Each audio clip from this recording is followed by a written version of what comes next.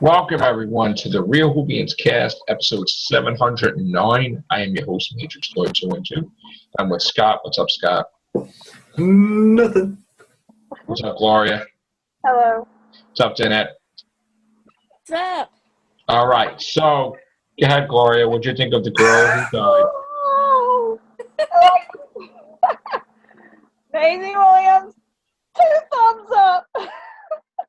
She was awesome in it. I loved it. I gotta say that Clara, I loved her in this. I liked how she knew, like, she was so, she knows the doctor. He has a plan, and he might not have a plan, but he will have, and it will be spectacular. I love that.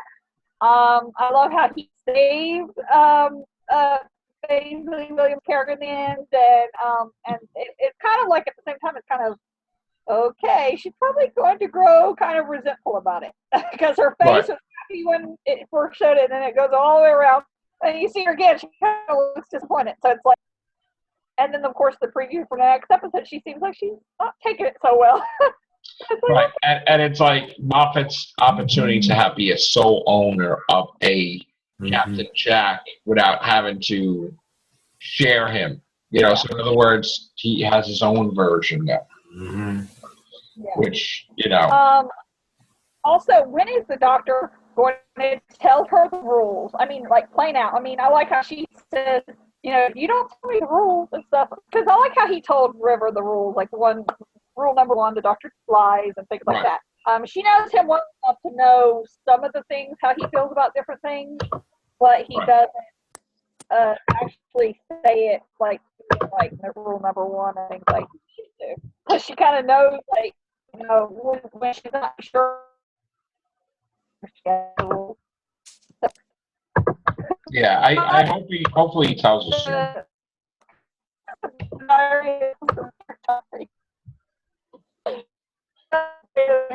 little, you know, a cameo in this. It was really awesome. Okay, because you were getting choppy what you were just saying there, so I don't know why we're losing that connection. The 1,000-year diary, a journal or whatever. Yeah. Oh, okay.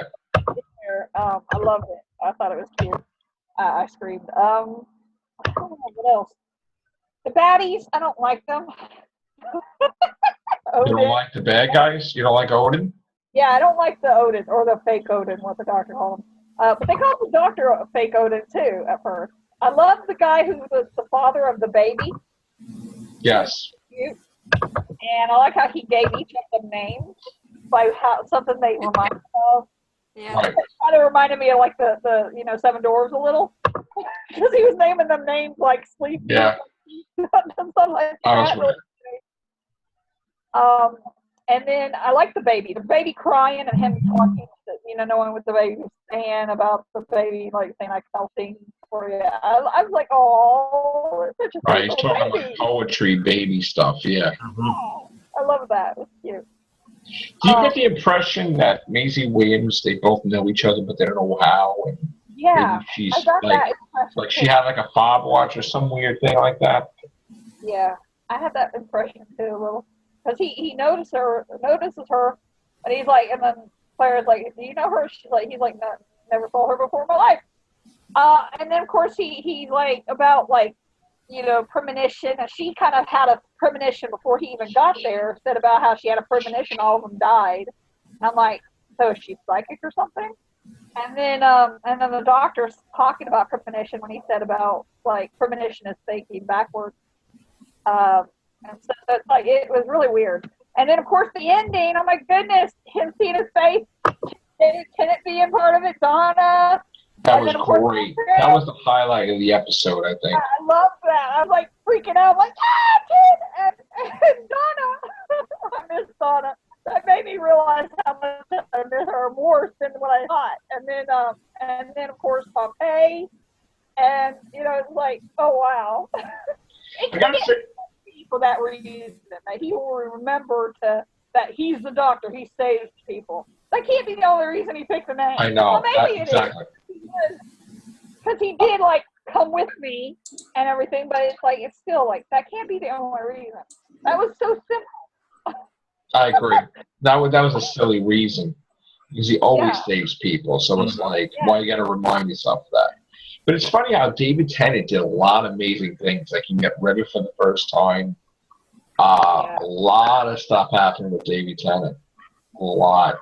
And of course, technically, you can say he was part of, the Doctor also. His Doctor. Yeah. So, a lot. Even the time of Victorious, Pius Pompeii, Weeping Angels for the first time. The Cybermen came back for the first time with David Tennant.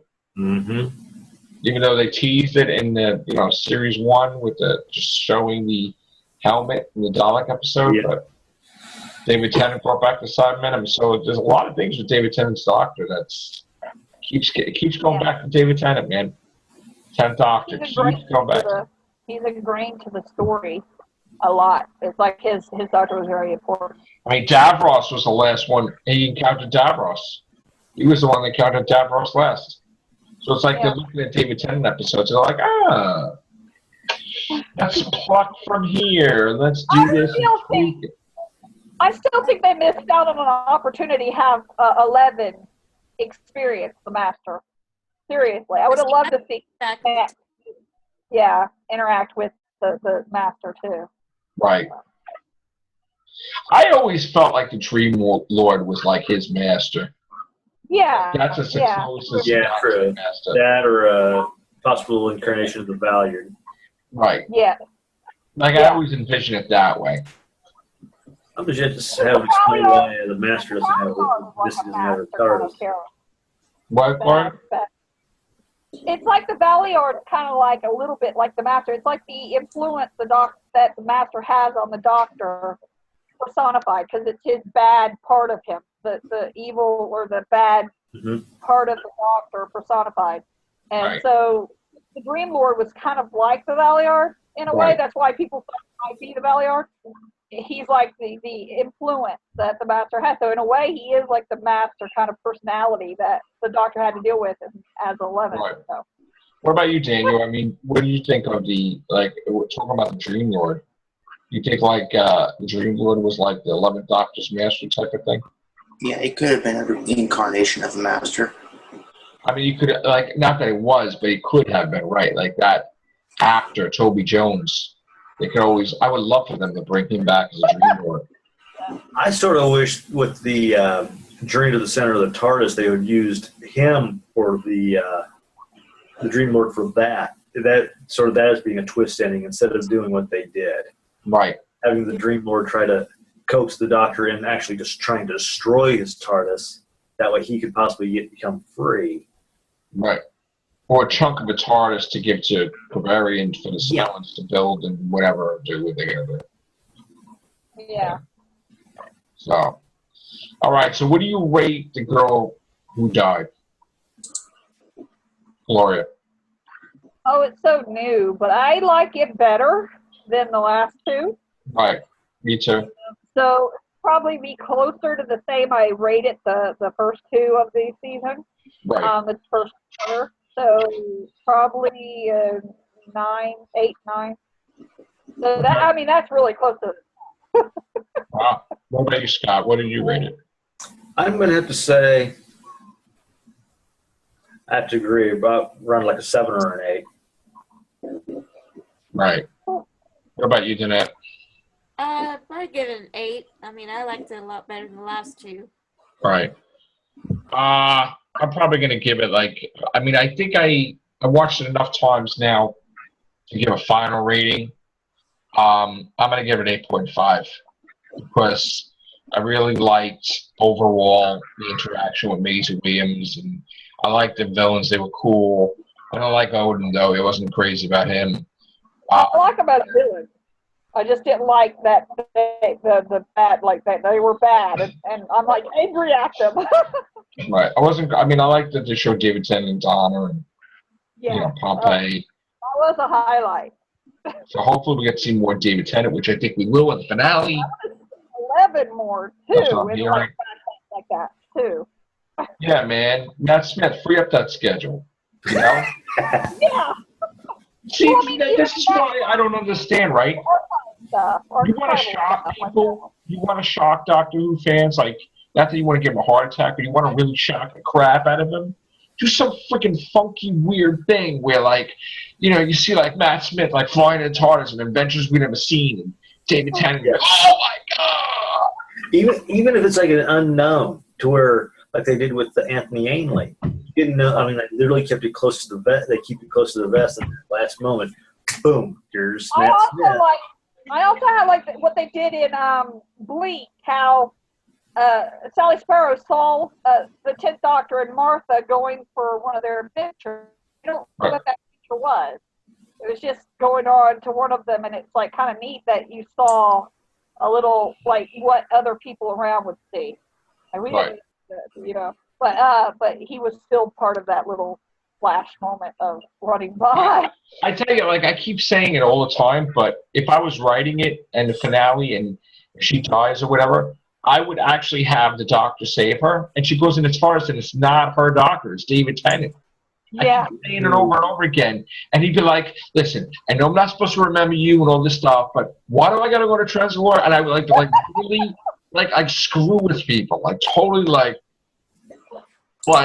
hey, she's got to go back and help the Doctor deal with that thing, but he's like, no, you're gonna come with me for a little while, and then I would just like have her go with him to name the galaxy Allison. Like, just go with David Tennant on an adventure. You're totally different, And then you find out that Amy is the soothsayer and friggin' fires Pompeii. Like, her and Rory, like, trying to get back to their time, and they kind of, like, manipulated by Missy, and they're there or something, and she's screwing around. So, like, he's just, like cool things, It's like, I would do cool stuff like that, Even Matt Smith, I would have him do something cool, too, I would have like Toby Jones be the master. That was just like a thing, trial run, but like because a hologram cannot control the TARDIS. No. Okay, so I keep saying that. So to me, John Sim, in my mind, like the way I wrote my scripts, you would have John Sim regenerate into Toby Jones, and then he'd be assisting Mana Corvarian. Okay, and they'd be like, all right, I'm just going to throw this pollen in space. Excuse me 1 minute. And like, that's like the dream pollen. But like, it's in this way. It's like, hopefully, he'll land like right there. That'll be good. It's like, wow. So I would have like John Sim regenerate to Toby Jones, because then you could have it that Matt Smith had his master right there. Yeah. Even though it was only one. And also in The Girl Who Waited, aren't we supposed to figure out why that place looked familiar? I mean, of course, it was that they were using the same, set, but that did was look that like what it looked like, Robin Hood type of thing? What were you talking about? No, it looked like people were saying it was her TARDIS. The center thing where she was in, like the gardens and stuff that you saw later when Missy was talking to the Two-Faced Man and Deep Breath. Right. That same place she was when she said it was heaven, it looked like the same. It was, of course, the same set they used for the Girl. Don't forget, the Master was a superstar. Okay, the Master had 2 TARDISes in one episode. Yeah. And the Doctor's like that time he's like on Trock, and he's like, this freaking guy's got like 2 freaking TARDISes, and I just blew up both of them. It's like, whoa, well, one of them, he blew up one of them, and then he got into the other one. It's like he's got like a garage of TARDISes. Like, he must have been like a rich, spoiled, Time Lord brat that just had like TARDISes lined up like sports cars.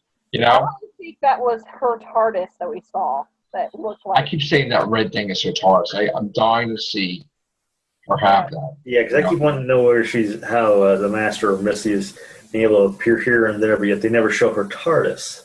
Right. They at least in the original series, occasionally you'd see a column, or you see the Melker as his or a grandfather clock as the TARDIS. But you're yet to see. I'll wait for her to chop her hand off and put it in a jar. Yeah. So, I just want them to go out, think outside the box, and totally confuse the crap out of us, but in a good way. You have little David Tennant, you have the 8th Doctor, something going on, and that could explain. Like, look, if Peter Capaldi's busy directing the Deep, HBO, with Julia Louis-Dreyfus and that stuff, and is he busy with movie schedules, then throw an episode out there with Matt Smith. In fact, I'll tell you which one to do.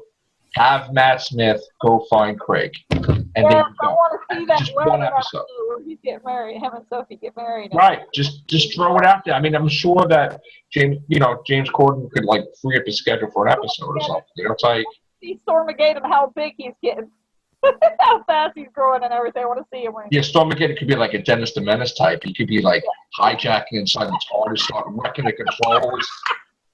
I can totally imagine. This is why I don't have kids in the TARDIS. Next incarnation, maybe. No. All right. Joe, maybe he'll be one of the students when class opens. Oh yeah. Stormageddon could be in class. Yeah. I saw that. Listen, He could be in the back of the class, just look like throwing spit wads or paper airplane. Stormageddon, Dark Lord of all. He could be taking on the Daleks. They'd be looking at him, they don't want to shoot him because he's a kid. But they're get away. I have a feeling class is not going to be as much Doctor Who as you think. Yeah. I mean, it's going to be in the same universe, but he's got to have his own thing. He can't promote it with Doctor Who things in it. Yeah. Even the fact that Capaldi would be in it, I don't even know if that would even happen. Maybe they'll have him in one episode or two. Maybe one episode, yeah, like it was with the other. I wouldn't even have him in it, because if you want to make it original and different, but mention him in the background, Yeah. Don't Or have somebody do in Rose. Somebody's looking through maybe YouTube or something there, and there's Capaldi. He's just walking by, or he happens to be seen by somebody. Right. Well, they could put something in there, stuff that happens behind the scenes that you don't know. They could show, from the back, David Tennant walking with Martha or something, and then meanwhile they're going to get attacked by Salvine, and then this group has to deal with that, or some stupid thing, Or a newspaper article, something. Someone saw a blue block. Sally Sparrow, man. We need to have some Sally Sparrow. Maybe she could be in. Yeah. Yeah. Or something. One of the students could go into the shop and buy a video. I'm shocked that he went with class rather than the Pater Noster. Yeah. It's kind of interesting to me how they did that, because he had the check and everything. Well, it might be because he wants them still to be part. I mean, I don't get it. They could still be part of Doctor Who, even if they got their own, own show, own spin-off. But he could do that now. He could do one episode special with the Pater Noster game. Yeah. You could do a weird freaking episode with Strax and his family, and they're nasty, and they're and they're super intelligent. He's not, and they could do that. Christmas special with the Vastra and okay, Bill. Having have Vastra meet up with the Sea Devil, maybe, or yeah, because you don't have the Silurians with the Sea Devils. They used to be enemies, fighting each other. They were cousins too. Yeah, they were cousins. So we should have that. They should reimagine the Sea Devils. The Master even said, you got a hint there that they're going to bring back when Harold Saxon mentioned the Sea Devils. Yeah, them and the Draconians are the. The Ice Warriors, a redesigned Ice Warrior. I thought there was plans on bringing them back as a redesign, but then that's last I heard about with the Cold War. Gatiss was supposed to do it, and from what I understand, Neil Gaiman was supposed to tackle the Weeping Angels, just other than Moffat. He was going to actually do a Weeping Angel two-parter or something. That would have been sick. Mm-hmm. You know what I used to propose? A Halloween special and a Christmas special next year. Yeah. But do it a really dark Halloween, spooky. Yes, Simpson-esque almost. Anyway. A villain that's just on par, but different. Maybe it could be the Dream Lord you could throw in there. Just dealing with Capaldi, pissing him off. But without a companion, just him dealing with this guy. Yeah. Like the Deadly Assassin. It's just him. That'd be sick. Halloween, nice dark episode. They could even title it that, Halloween. Or And you can have it dark, but then you have the Christmas, it'll be light. You know, then you can have like, okay, there you go. So, then you could do something with, they could do the 12 companions at Christmas, where like he's just visiting the companions, that someone will get pissed at him. oh god, Maybe he'll tackle giving Donna her memory back and she smacks him in the face or something. Because remember, he kept saying he's going to right the wrongs that he did. He has regrets. Yeah. He was going to fix the regrets. All right, so let him fix regrets. Yeah. Give Donna her memory back. I think the whole thing with him saying, I'm the doctor, I save people. Maybe it means the same kind of thing. He's going to go back and save people that he didn't save before. Because he did kind of win against she was dead. And then what was the purpose of saving the people from Into the Dalek and here? Yeah, that's what I was trying to figure out. What did they do with that? Are they going to be in this finale, all of them? Is it going to be an army or Missy? Just, I don't know. That was just a missed opportunity. I'm like, I don't understand why they saved all these people. For what? They never became Cybermen, so what are they? Yeah. And the robot was in the Nethersphere, so what is he doing in there? Yeah. Or whatever that was. Just one of those Moffat-esque things where, here's this, but I'm not going to... I'm still waiting for Madame Kavarian to be a companion. and then all of a sudden you find out her name's Kavarian. Ask her. It's like, what does he do to her? It pisses her off where she becomes like a space nun from hell. Oh, God. Where's her ruler? And the anagram of Madame Kavarian is Mad Ronnie Makeover. Yeah. I was like, what? They should make it that she's the Ronnie. Mad Ronnie Makeover, the Madame Kavarian. They should do that. So it's not true about Capaldi leaving next Christmas. No. Stop it with these rumors. Because I saw that on show. Capaldi's not leaving. No. I don't want him to leave. No. Yeah, I'm enjoying him. He's not leaving. That's okay. They look, as much as it'd be cool, maybe Richard Madden being a doctor or companion, Capaldi could stay as far as I'm concerned. I want him to stay. He's got to lose the pajamas, though.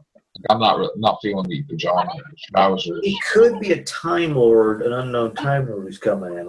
I'll say that much. But yeah, I don't see him coming in as the Doctor like that. Yeah.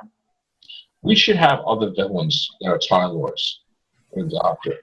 Like I said, I'd love to see him talk about Shada every now and then. Because I even thought of the notion that during the Time War, half of them went to Shada, either discovering another Eye of Harmony, or they wanted to fall back in case the war went foul.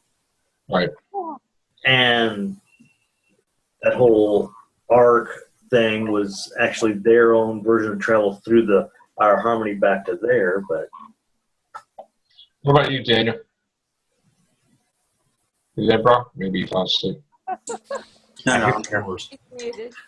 Yeah, I know. I thought like we're all talking and Daniel's just like in there. Like, He's just listening. oh, Daniel. All right, so Daniel. Mm-hmm. Where's Omega, man? What is he doing? Just chilling? No, I had to mute my camera for a second. Now I'm back. What was the question again? No, I was just saying, like we should have Omega back. I mean, last time he appeared was the Fifth Doctor. That's crazy. Yeah. Fifth Doctor shot him too. That was great. Like, just, whoa! Didn't even care. He's like, if I didn't have a gun, I'd take the celery I throw it at you. This is crazy.